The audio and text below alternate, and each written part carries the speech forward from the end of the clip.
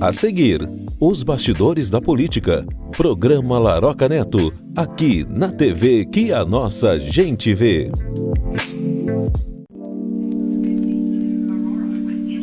As matérias e opiniões deste programa não representam a opinião deste canal, e sim do seu idealizador, o qual é responsável por elas.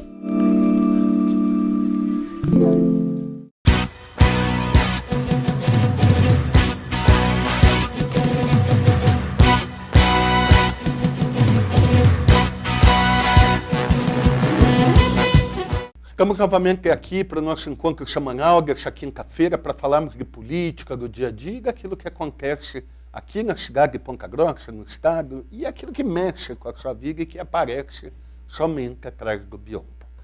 Nós estamos aqui para contar o que acontece atrás do biombo. E eu vou para o segundo capítulo, eu fiz o primeiro capítulo semana passada, contando a respeito de prerrogativa. E você deve estar pensando, o que o Laroca está falando de história vai chegar onde? Eu já vou mostrar para vocês onde é que eu quero chegar.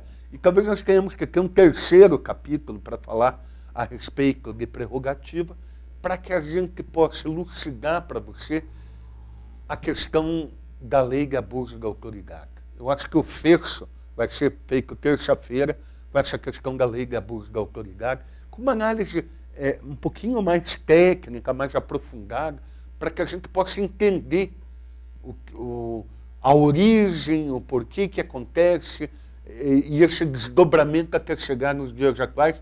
Inclusive está sendo votado também, a pedido do projeto de lei do senador Álvaro Dias, que acaba com o foro de prerrogativa de função, mais conhecido como foro privilegiado. Né? E eu falei no programa anterior que até eu estou começando a, eu não digo mudar meu pensamento, mas me aprofundar mais para poder entender, porque senão, né, ignora a informação, a gente passa por ignorante e acaba muitas vezes fundamentando a nossa opinião em informações erradas, equivocadas, e acaba adotando, digamos assim, uma postura que você acha que é correta e não é. Eu parei nessa semana, na terça-feira, falando de Constantino, né, que foi o imperador romano, tal, que compilou, digamos assim, a Bíblia, né, que cria a estrutura da Igreja Católica, que molda o sistema, uma mudança no sistema de funcionamento de Roma, e dá as bases da Igreja Católica e de sua ampliação, como eu falei, dos tentáculos dele, nessa mistura que existe entre Igreja e Estado, que eu mostrei para vocês também, que vem lá de trás do tempo do Solon, Clístenes, etc., que vem caminhando e transferindo todo esse conhecimento, toda essa cultura, assim, passando de geração em geração, de cultura em cultura, vindo e chega até hoje, para que a gente possa entender por que isso acontece. Constantino, na tentativa de governar, obviamente, e com êxito ele consegue isso, usando a igreja como ferramenta de auxílio à governança, e se mantém até sua morte como digamos assim, o governante de Roma, e a gente vê ali o poder que Constantino adquiriu ao longo do tempo, mas Constantino é somente uma figura nessa história. Aliás, eu gosto sempre de lembrar, se você puder ler sobre Constantino, leia, porque é uma pessoa proeminente na história, né, mundial, porque, né, é a questão do general que molda, né, o funcionamento da religião católica ali naquele momento, né, e que a gente desconhece isso, porque da hierarquia, como ela surge, enfim, toda essa estrutura que hoje passa despercebida, mas que nasce lá atrás, né? E a igreja começa a criar força, força. Vêm os bárbaros, né? Tomam conta da Europa, né? Existe aquela modificação, muda-se de mão, e mesmo assim ainda continua o funcionamento e a igreja aumentando, né? Cada vez mais a sua força, e o rei, né? De então, né? Os reis de então, o absolutismo que tomava conta, que passa a tomar conta da Europa principalmente, né? Por conta da transmissão hereditária, né? Vamos lá, na Inglaterra principalmente, que é a próxima nação que, digamos assim, toma conta do mundo, né? Ou, digamos, passa a ser com a maior influência, e a gente vem lá do grego, do romano, né?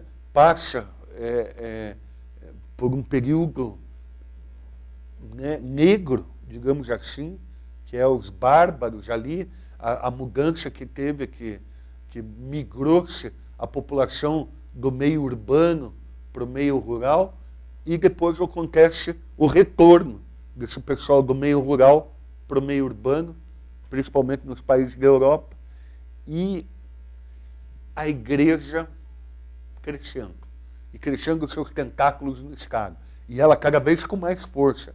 E a gente vê as demonstrações de força da igreja e de dominação da igreja ao longo do tempo. Ela vem se fortalecendo,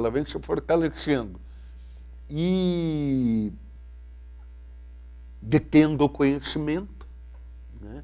E quem detém o conhecimento governa, né? O conhecimento liberta, né? Mas libertou aqueles que estavam dentro dos mosteiros, recebendo o conhecimento. Inclusive, existe um livro muito bom chamado O Nome da Rosa, de Umberto Eco, que retrata um período, principalmente da Inquisição, né? E era uma história muito bonita, né? Em que conta do abade, né? Com o seu auxiliar, que vão lá, que era um meio detetive. Inclusive tem um filme, O Nome da Rosa, cujo protagonista é o Sean Connery, o protagonista principal, e que é uma história, um enredo muito bacana do filme. É um filme de detetive da época dos mosteiros, lá de 1200 e pouco, 1300 e pouco. E implanta-se, né, as prerrogativas, o domínio da igreja junto no Estado, e muitas vezes a igreja tinha que peitar o rei, né? E para isso ela tinha que ter prerrogativas, né? E acabou que ela dividia o poder, o rei e o clero acabavam dividindo o poder, todos os seus interesses, e a gente vê figuras proeminentes, né? Vem até perto do iluminismo ali, né? A presença sempre dominante da Igreja Católica, né? Papas, né? Gregório e tantos outros que passaram a dominar e dar as tintas, principalmente porque faziam atividade jurídica. O Código Canônico, as leis que valiam eram normalmente leis relativas e feitas em mosteiros, pelo clero. E os reis e os nobres, nós temos que segurar a igreja, e os caras estão dando as cartas, jogando de mão, nós temos que mudar isso. E quando nós falamos disso, história, 100 anos não é nada na história, né? É um período, né? Para o ser humano, essa idade 100 anos é muito, cronologicamente para nós, mas para a história não é nada. Então, a gente vê passar o tempo, a igreja ampliando os seus tentáculos, mas, ao mesmo tempo, um sentimento de enfrentamento da Igreja Católica para que ela não tenha tanta força. E esse poder de enfrentamento era de gente poderosa, que era o rei, que era os demais que não tinham interesse, que não, em tese, não gostariam de dividir o poder. Até porque, em política, o ponto central é o egoísmo, né? O poder é egoísta por si só. Então, essas manifestações e o pensamento egoísta de quem governa sou eu, né? Em busca disso, obviamente que não queriam dividir com a Igreja Católica. E a primeira manifestação acontece na Inglaterra, né? De contrariedade, em 1200 e poucos, aí começa a se contrariar o pensamento e se botar em dúvida, né, esse poder da Igreja, então a Igreja Católica da época. Daí sim, não vou falar em religião, né, como eu falava nos gregos e romanos, vou falar agora em religião específica, que é a católica, né, com o seu braço forte, começa a dominar em todos os... e começa a dividir o poder. E daí tem as rusgas. Até que surge o Henrique VIII, e que daí rompe com a Igreja Católica e começa a se fazerem leis nos países próprias, e não a utilização do Código Canônico ou da lei feita pela Igreja Católica, e eles começam a se dividir. Principalmente, isso surge, e nós comemoramos os 500 anos, há pouco tempo atrás, acho que faz uns 2, 3 anos atrás, a queima da bula papal, os 500 anos de Martim Lutero, né? Que foi o cara que queimou a bula papal da sua punição na Alemanha e dá início ao protestantismo. Como eu falei, quando a gente fala em tempo, tem o tempo cronológico, que é o nosso, e o tempo histórico, que é completamente diferente. É claro que esse ato de tempo demorou muito tempo, e tempos de enfrentamento de pessoas que enfrentaram o pensamento da Igreja Católica ao longo do tempo, até que Henrique VIII rompesse lá com a Igreja Católica, né, em 1400, lá vai Pedrinho, se eu não me engano, essa coisa de data eu não sou muito bom, mas ele rompe com a Igreja Católica, né, e é um estímulo do protestantismo que já vinha se encaminhando ao longo do tempo. A coisa já estava acontecendo, já estava em estado de ebulição esse enfrentamento da Igreja Católica. Então, queima da bula papal, rompimento lá de Henrique VIII na Inglaterra, isso acontecendo, e a coisa vai surgindo como paulatinamente foi se fortalecendo a participação da Igreja Católica nos diversos países da Europa, ela foi minguando da mesma forma. E volto a repetir, pela palavra de ordem da política que chama-se egoísmo. Natural, é um processo natural. O egoísmo faz parte da política daqui, dali, de acolá. O egoísmo é a palavra que norteia, né? Então, não queriam dividir o governo com a Igreja. E a Igreja queria continuar a dividir, porque ela ganhava muito dinheiro, inclusive de tributos.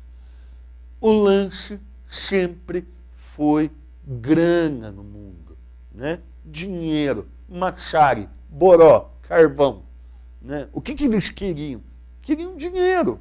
A Igreja Católica queria continuar tributando. E o Estado, com o rei, né, queria ele tributar e ele pegar a grana, né? E houve um enfrentamento, obviamente, e como eu falei, ela cresceu ao longo do tempo e começa a minguar ao longo do tempo, mas ela não entregou os becos, ainda continuava com as suas prerrogativas e com as suas influências, né? Mesmo, né, com a diminuição do seu poder. E daí, aí nós chegamos numa divisão bem clara e importante que a gente relatar aqui, até para que lá na frente do próximo programa a gente saiba o que efetivamente aconteceu. Houve um rompimento a Igreja com o Estado, né? E ele não aceitando isso, implanta a Inquisição, que foi o grande, como é que eu vou dizer, um dos grandes caminhos errados criado por uma instituição tão importante quanto a Igreja Católica, que ela segue o caminho que ela não deveria seguir de reprimir, né? Deus não queria isso. Eu sempre lembro assim, né, que ele não gostava do torturador. Tanto é que ele foi torturado, né? Aquele soldado que ele espeta e tudo. Ele tinha uma postura de se bater numa face, voltar a outra, né? O pensamento era completamente diferente. E daí a gente vê a igreja com um comportamento voltado a preservar Mamon, né? Que era o Deus, que é o dinheiro, né? E não se serve a dois senhores. E ali ela perde o seu rumo, é uma opinião minha, durante esse período de tempo da Inquisição. E daí a gente vê algumas atrocidades sendo cometidas com o fito e com o objetivo de continuar o seu poder punindo, né, torturando, matando, para tentar preservar o seu poder e a sua participação no Estado. E daí a gente vê o conflito, né, entre o pensamento cientificista, né, a punição, a morte de Giordano Bruno na Itália, e o desafio dele, a resignação dele, a postura dele de não ceder à igreja e de morrer mesmo queimado, torturado, mas de não mudar o seu pensamento. Johannes Kepler, com a teoria da órbita elíptica, se não me engano, na Polônia, o cara foi cortado em pedaços, distribuído os seus pedaços para tudo que é lugar, por causa do pensamento científico, né?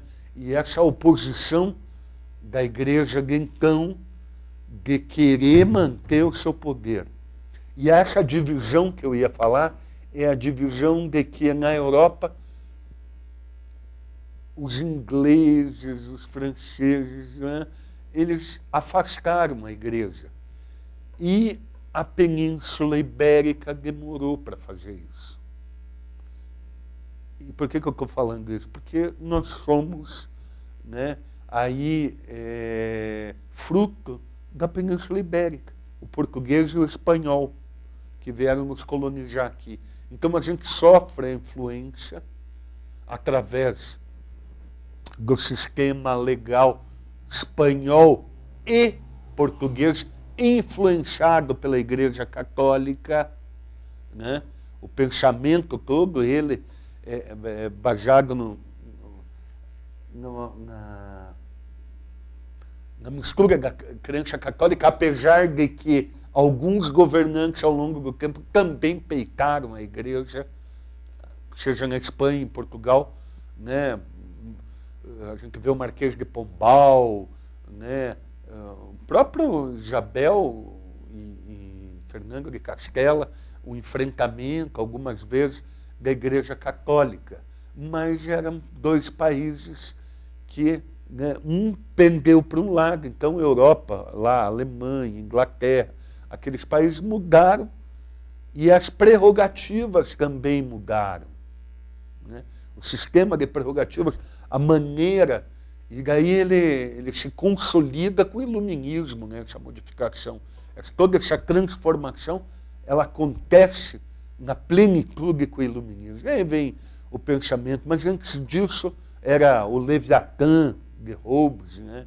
Que o poder tinha que ser absoluto, era o absolutismo, era o Maquiavel ensinando os príncipes. Na verdade, Maquiavel, ele diz, o Maquiavel ensinou, não, o Maquiavel publicizou a sacanagem que tinha na política para o conhecimento nosso, do povo. Quando ele escreve aquilo, ele dá publicidade àquilo que acontecia e que acontecia. Então, quando ele ensina o rei, aquilo já acontecia.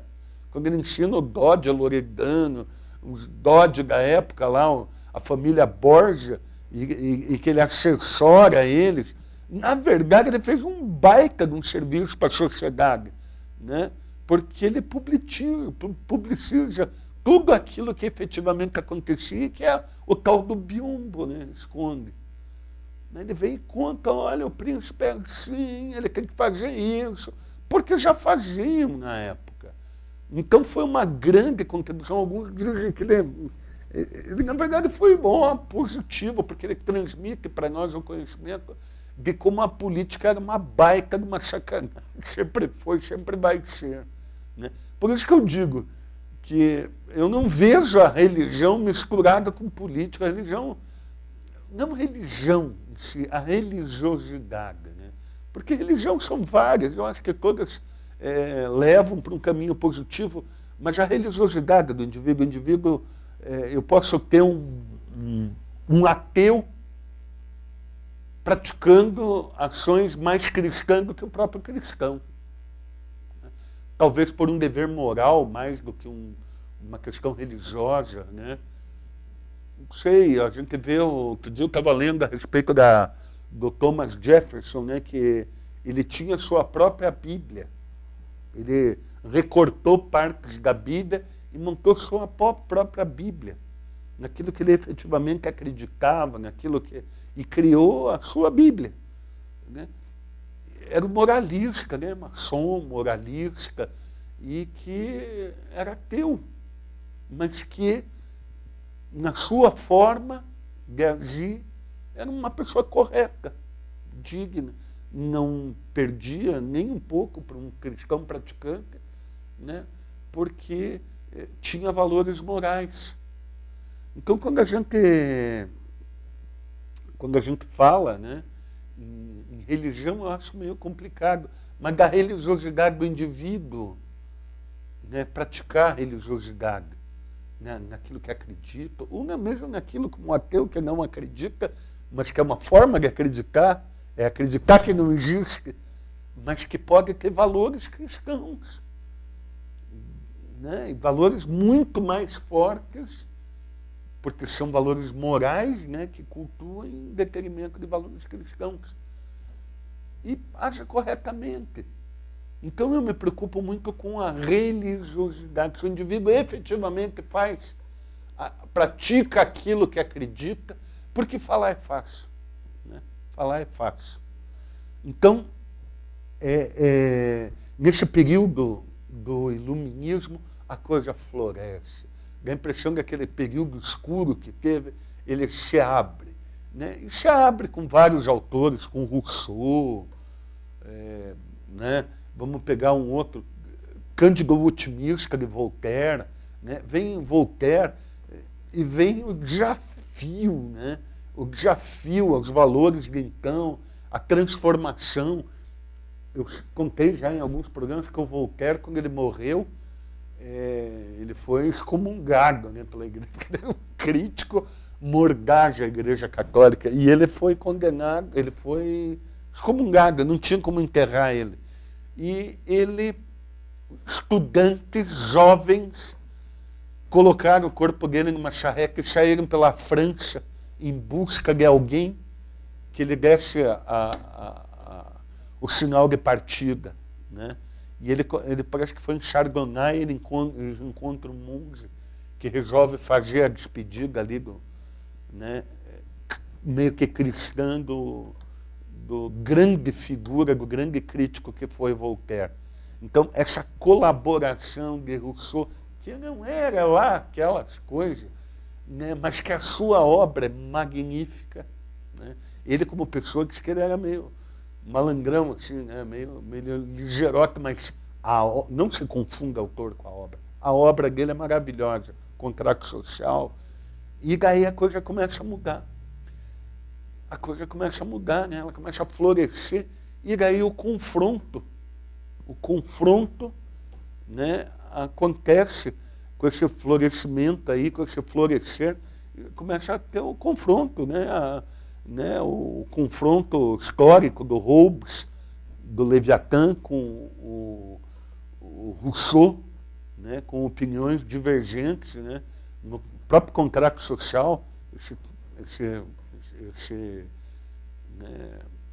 enfrentamento que existe, e a consolidação do iluminismo e da modificação que vem, a reforma industrial, vem a modificação do Estado, como nós conhecíamos, o fim do absolutismo, né, começa a ruir os reinos ali, né, começa com com a Revolução Francesa, e começa a se mudar o mundo. E cada vez mais a menor participação aí então da Igreja Católica. Mas continuam-se as prerrogativas. E dentro dessas vertentes diferentes na Europa, uma que adotou o protestantismo e a nossa Península Ibérica, eu digo nossa porque nós vamos de lá, né? Em tese, a nossa colonização foi oriunda da Península Ibérica, tanto do lado espanhol, da América do Sul, como também do nosso lado, que é português.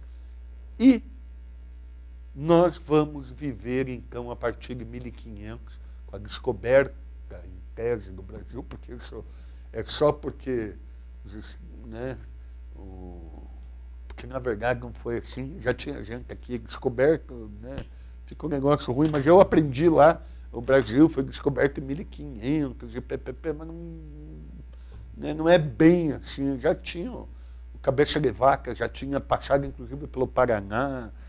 Não é bem assim. Mas vamos lá, vamos adotar o que é 1500, lá, descoberta do Brasil, pipipi, popopó. Nós vamos sofrer paulatinamente também, paulatinamente não, de imediato, né, a influência da Península Ibérica e do pensamento deles em relação ao Estado. Uma participação maior na Igreja Católica, apesar de, como eu falei, mas a Península Ibérica, não, eles também não queriam. A palavra de ordem vigorava lá também, o egoísmo. O rei queria governar, ele queria como ferramenta a igreja, mas não, né? Mas nós tivemos uma participação muito grande, né, da Igreja Católica aqui também. Vem de lá com o português, né, exerce influência, e essa influência que tem a gente vê marcada, principalmente no livro do Raimundo Faoro, o Patronato do Poder. Ele vem contando a história desde do príncipe de Avis, que foi o criador na época, Ducado de Portugal, e depois ela se torna um reino português, né, que sai da Espanha e vem ser Portugal. E começa com o Conde de Avis, em 1200 e pouco, e vem, e ele conta a história e a influência que nós tivemos do português, né, que vem para cá. E aí a influência é importante, porque falam, os degregados. Tá, o que é os degregados? Vamos lá. Eram normalmente, porque a Península Ibérica teve a invasão dos turcos otomanos, principalmente na Espanha, que depois foram retirados por Isabel de Castela e Fernando de Bivar, né, aquele El Cid, que foi o herói que ficou famoso na Espanha, que defendeu a Espanha dos mouros, e que retiraram, me parece que o último rincão foi Barcelona, e daí eles conseguem afastar de volta para a África, por entre os mouros, né, que na verdade era quem tinha tomado conta de parte da Península Ibérica, né, e vem forte a religião católica com esses, mas sempre teve aquela intenção de afastar a igreja do poder. Mas a Inquisição trabalhou muito em Portugal, e muito degradado era o que? Era o judeu recém-convertido, perseguido pela Inquisição. Então era o quê? Era o Noel Ben Salomão, né? Estou dando um nome fictício aqui, nem sei se teve, mas deve ter tido Noel Ben Salomão. O judeu, né, de origem judaica, que morava lá, e quando os mouros invadiram a Península Ibérica, eles eram muito tolerantes, cada um fazia o que queria. O mouro deixava, como os romanos, como o ensinamento dos romanos, deixava que o povo conquistado tivesse sua religião, tivesse parte da administração sob o seu controle, menos as armas. A arma ficava com o dominador, que era, lá na Espanha, os mouros. Então, o que aconteceu? A influência moura, né, ela tinha que ser retirada, e veio com a Igreja Católica, e a perseguição, que até então não tinha. Vem a Inquisição, e daí vão punir o judeu. Então o cara tinha que mudar de crença e mudar de nome. Então vamos lá, o cara mudava de nome, daí ele chegava lá no quintal de casa, via um limoeiro lá, né? E ele tinha que dar um... Então o Noel Ben Salomão, volta a repetir, os caras, uma criação fictícia da minha cabeça, que eu criando o Noel Ben Salomão. Ele sai para fora, no quintal, pressionado pela Igreja Católica, porque tinha que mudar de crença, e ele se batiza na Igreja Católica sob o nome de Noel de Lima. Porque ele veio limoeiro lá, pegou limoeiro, pegou a gluconose. Daí tinha o judeu lá, que é o nome de Pedro de Oliveira, viu uma oliveira lá. Então, assim, eles iam adotando certos nomes e eram sacados fora. Sacados fora. E vinham para onde? Muitos vieram para o Brasil. Outros, e agora eu vou chegar da coisa, na parte importante, uma das partes importantes, que a gente fala do Henrique VIII, tal, a Inglaterra ainda não era a grande potência, a potência era Portugal, Espanha, papá. Só que, o que acontece? Houve um descuido, e essa perseguição fez com que o grande capital do mundo, que sempre teve na mão dos judeus, né? Tanto é que lá na Bélgica, lá, as maiores, lá em Antuérpia, a capital da Bélgica, tem as maiores lapidações do mundo, e estão na mão de quem? Dos judeus. Tanto é que no bairro lá das lapidações só tem uma sinagoga, né? Mostrando que lá é um bairro, né, dominado pelos judeus, que dominavam ouro, né? E até hoje, né, a gente vê, outro dia eu estava vendo Joseph Shafra, que é de origem judaica, Shafra, trabalhando com Bitcoin, falando em Bitcoin. Os caras são um senhor de idade já moderníssimo, né? Porque é financista, quer ganhar dinheiro, sabe onde ganhar dinheiro, e lidando com criptomoedas, né? É um dos caras mais ricos do mundo, e é, sem dúvida nenhuma, porque ele é brasileiro, né? De origem judaica, mas brasileiro, um dos caras mais ricos do mundo, né? Então sempre teve um poder. E esse poder, esses judeus escalados na Europa, muitos deles, quando perseguidos, iam para onde? Para a Inglaterra. Por quê? Porque Inglaterra, protestante, livre, a coisa corria mais frouxa. Tanto é que concentra o poder na Inglaterra, e daí a coisa começa a aumentar o poder da Inglaterra no mundo, e ela vem como uma grande colonizadora até 1917, explorando o mundo todo, vai para a Índia, né? E o português, que tinha um futuro promissor, e o espanhol, por conta dessas nuances lá na Península Ibérica, acabou perdendo espaço. E acabou perdendo investimento, que é o que está acontecendo no Brasil. Mas isso é papo para outra hora, a gente ter aqui. E o que acontece aqui? Começam a migrar, né? Começam a vir judeus, tá? Para colonizar o Brasil. E vem respeitando quais leis? As leis de Portugal. Neste período, até 1824, quando acontece a primeira Constituição do Brasil, de lá até 1824, de 1500 a 1824, a lei no Brasil eram as ordenações. Então tinha as ordenações afonsinas, as manuelinas e as filipinas. As que mais se utilizaram e tiveram mais tempo no Brasil até 1824 foram as ordenações filipinas, e que tiveram uma influência muito grande e que contemplava várias prerrogativas, principalmente para o clero. e principalmente para quem? Para os inquisidores, que faziam às vezes de Ministério Público e de juiz e de executor. Né? Eles tinham um poder paralelo aos cargos, né? E tinham uma proteção. E por que essa proteção? Porque eles diziam que de repente eles tinham que pegar alguém poderoso, a Inquisição. Né? E ela, né, de repente, um lorde, um cara da corte, um rei, né? Então eles tinham que ter uma proteção e a prerrogativa da função em que eles eram julgados de forma diferente, que não tinha julgamento para eles, enfim. Continuava-se ainda aquilo que começou, que nós começamos lá atrás, continua até hoje. Continua até hoje. Eu, no capítulo anterior, até me pegaram no pé porque eu esqueci.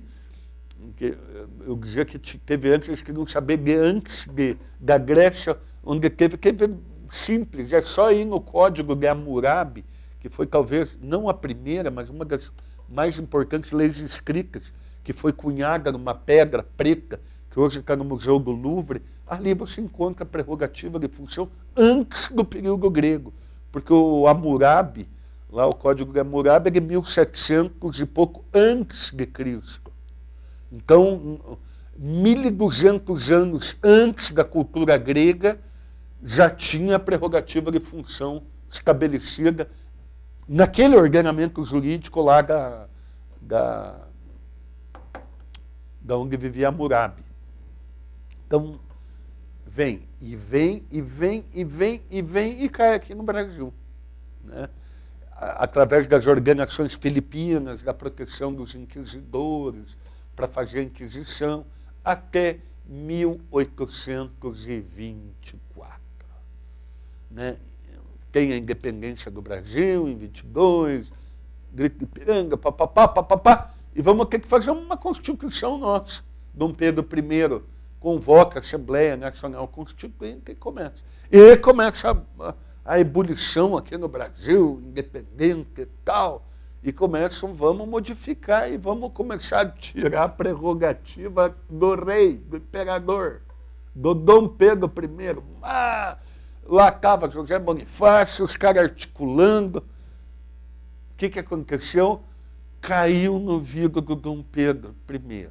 E o Dom Pedro I não era muito de macaca unha. Ele era meio encarniçado, ó. Né? Tanto é que depois, em 1830 e pouco, ele volta, deixa o filho como regente aqui, o Dom Pedro II, e ele vai lá para retomar o trono português, que estavam querendo fazer um tereco-teco lá, ele não gostou, ele foi lá, ele era de briga, ele era do balacobaco, e ele não gostou muito de estarem querendo tirar as prerrogativas dele, e ele simplesmente fecha a Assembleia Constituinte, manda para casa todo mundo, pega o José Bonifácio, se não me engano, ele deporta o José Bonifácio para a Europa, enfim, ele faz uma limpa, pega 10 de seus amigos pessoais e ele e mais 10 amigos fazem a Constituição de 1824. E outro dia eu estava conversando com uma pessoa que dizia, mas não tinha prerrogativa no coisa, olha, daí vem em 1891, 94, né, quando vem a Constituição Republicana, daí que vem, mas não é, agora eu entendi, não é, deixa eu explicar aqui.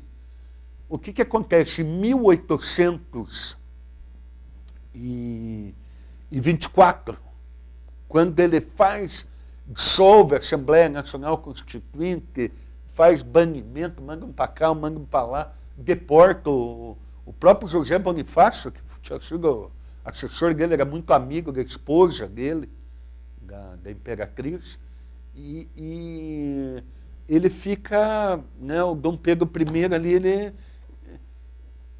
ele modifica tudo. O que ele faz? Ele concentra o poder dele. Então ele realmente não tinha prerrogativa naquela Constituição, o que era muito pior. Por quê? Porque concentrava no rei.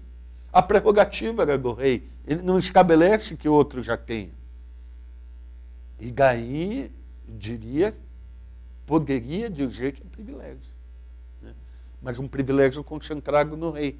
Tanto é que cria-se me parece que o poder moderador, que foi uma ideia do Benjamin Constant, para que o rei tivesse mais força, né?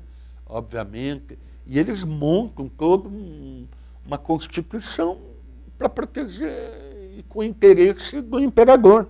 Né? Não teve outra saída senão essa.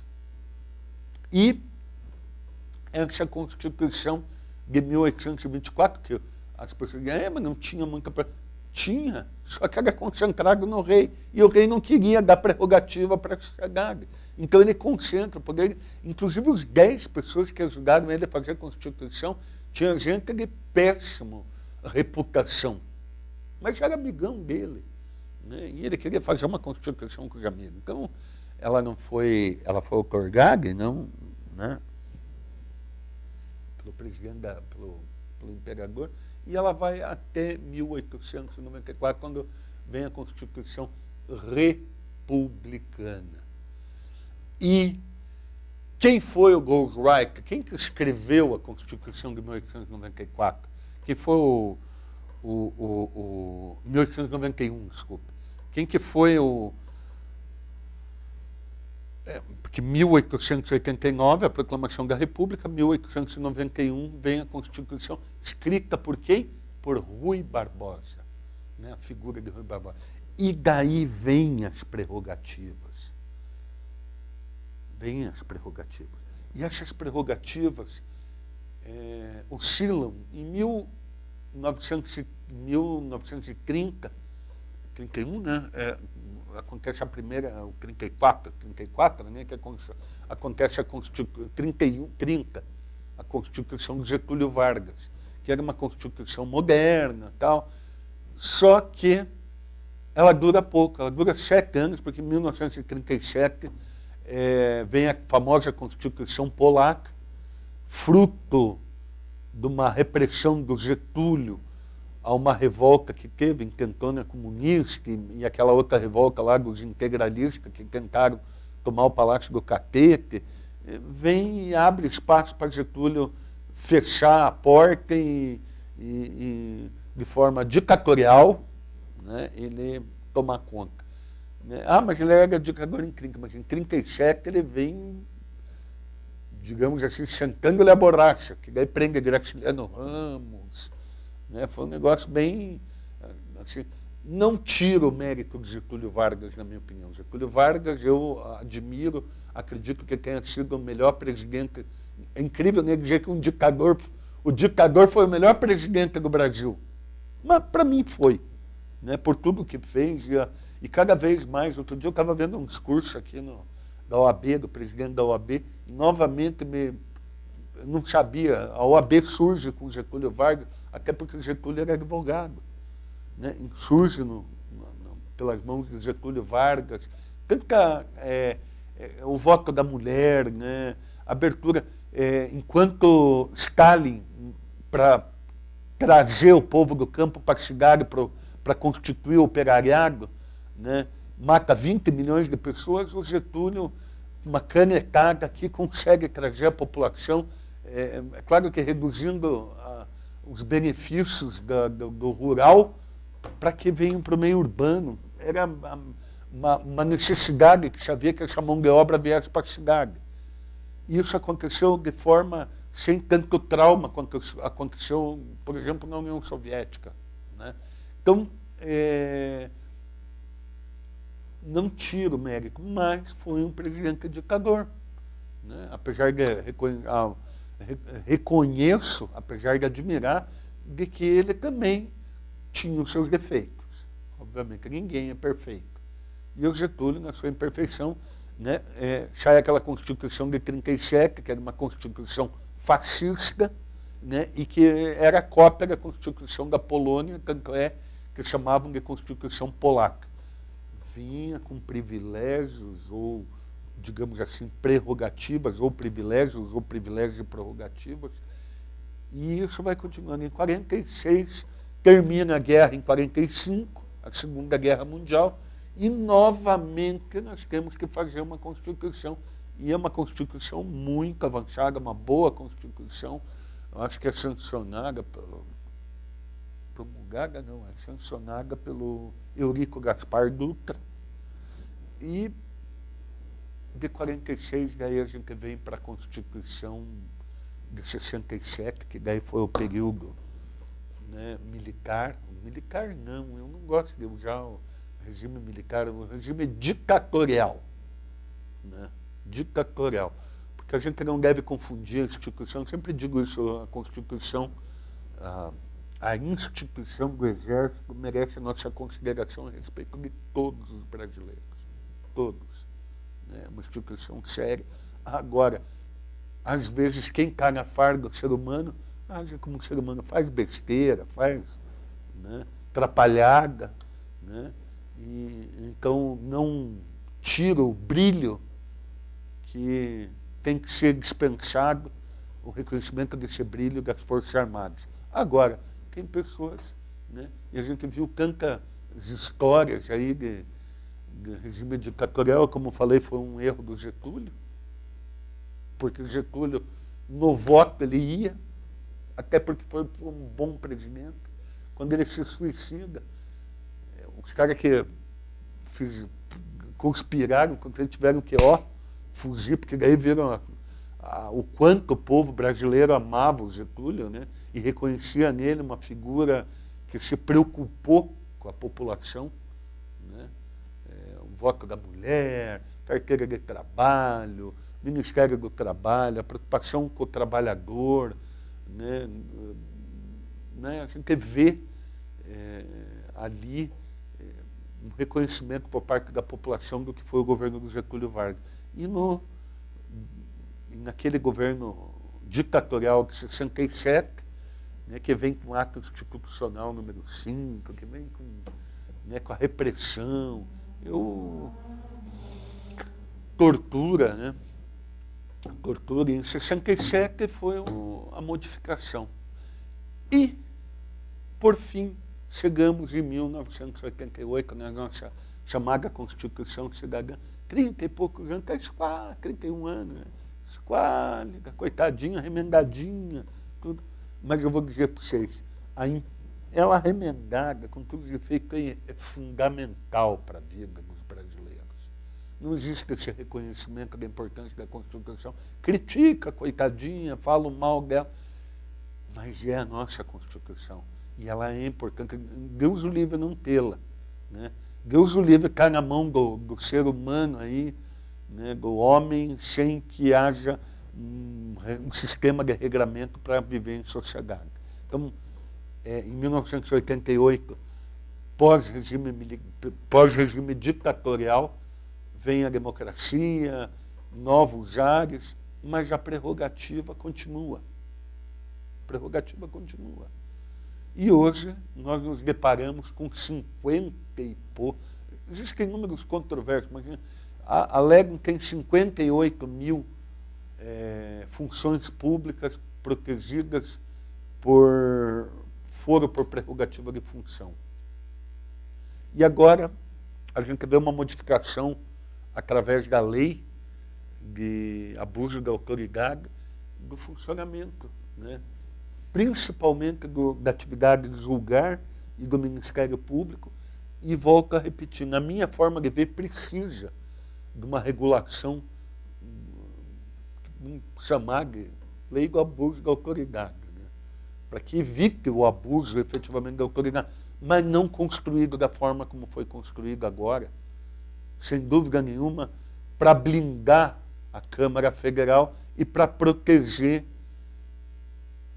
um monte de deputado que está com uma capivara judicial em função da forma como tiveram sua vida pública, né? Tem gente respondendo por peculato, por isso, por aquilo, e a forma de blindar foi essa.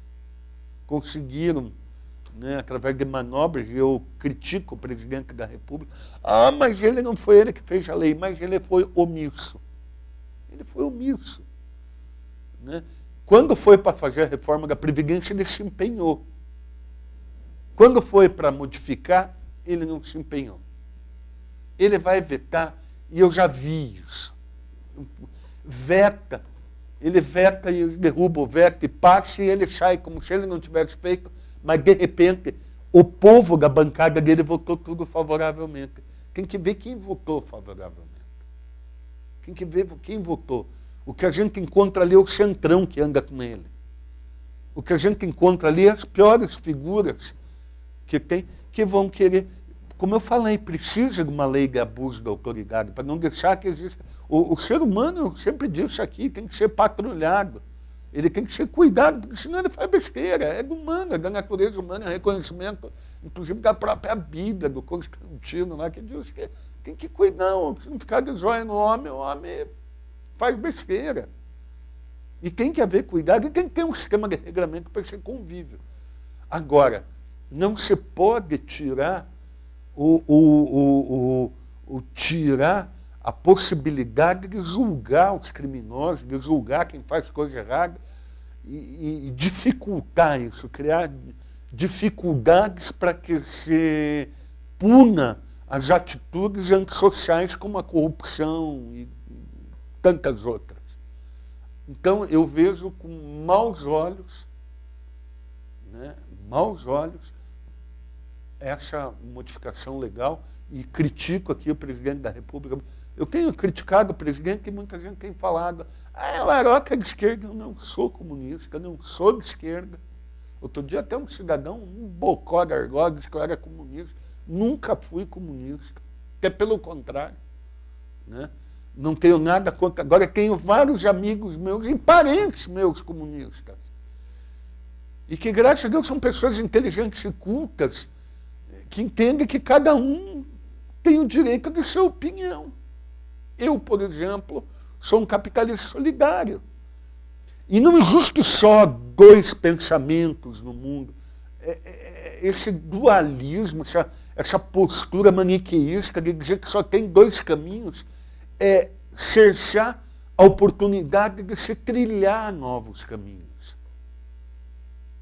E funciona assim hoje, principalmente nas redes sociais, é um tal de ofender, de falar mal e de destilar veneno, ódio, inveja, e tudo que há de mal manifesta-se nas redes sociais, com desrespeito, com falta de educação, sem conhecimento técnico, uma ignorância. Às vezes o cara comentando sobre um tema importante sem ter conhecimento técnico algum para fazer aquele comentário.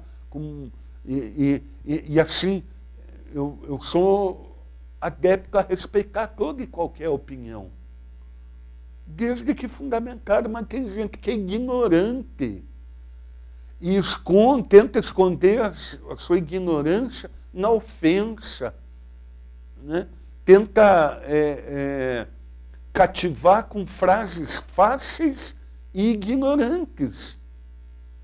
E eu começo a pôr em dúvida, começo a pensar assim, por que isso está acontecendo? Porque é estratégico. Eu trilho dois caminhos, o meu é certo e o demais é errado. E não é assim. Todos os caminhos, desde que trilhados de forma correta, com respeito ao ser humano, com respeito a valores morais, pode dar certo.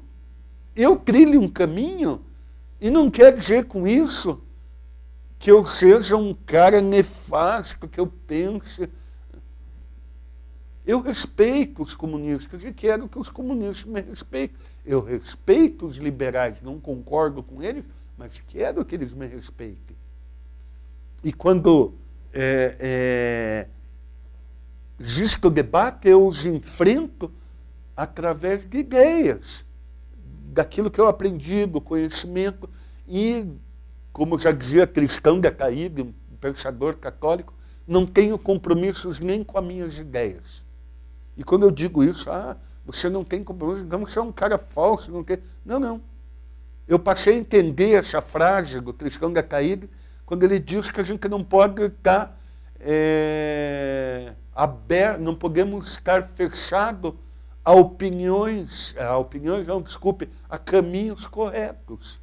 Se eu ver que eu estou trilhando o caminho errado, eu não posso ter vergonha de mudar e de trilhar o caminho correto.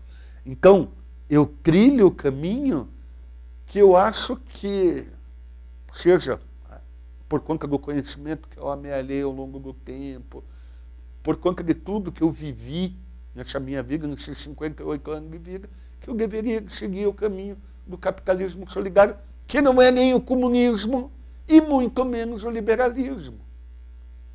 E dentro deste extremo esquerdo, extremo direito, tem diversos caminhos que podem ser seguidos. Diversos. O que a gente está vendo hoje é um desrespeito. E modificações acontecem não para benefício da sociedade, mas sim para prejuízo dessa sociedade, como se bem fosse. Este, da modificação aí do abuso da autoridade, eu acho que tinha que ter uma lei, mas não essa, com o objetivo de blindar uma atividade, ou pessoas que tiveram atividades ilegais e que hoje contam com mandato eletivo. Foi votado lá na Câmara, eles votaram e eles escolheram. Devia ter uma lei? Devia. Acho que até não devia ter sido votado agora, devia esperar um tempo, discutir com a sociedade, com os juízes, com o Ministério Público, com a população de modo geral, né? Não porque quando eles querem, eles votam rápido. Essa tinha interesse de votar rápido, como tinha interesse de votar a reforma da Previdência. E volto a repetir, tenho dúvidas se não foi negociado. Tenho dúvidas. Vamos para o terceiro capítulo, semana que vem, terça-feira, vamos falar mais a respeito dessa prerrogativa e da lei aí de abuso da autoridade, para a gente entender mais isso. Vimos a origem e agora vamos chegar na Constituição de 88 e vamos ver o que está acontecendo agora e qual é o interesse que está por trás do biombo, aprovando uma lei como essa e a tentativa de aprovação por parte do senador Álvaro Dias do fim do foro por prerrogativa de função. Um grande abraço e até terça-feira que vem.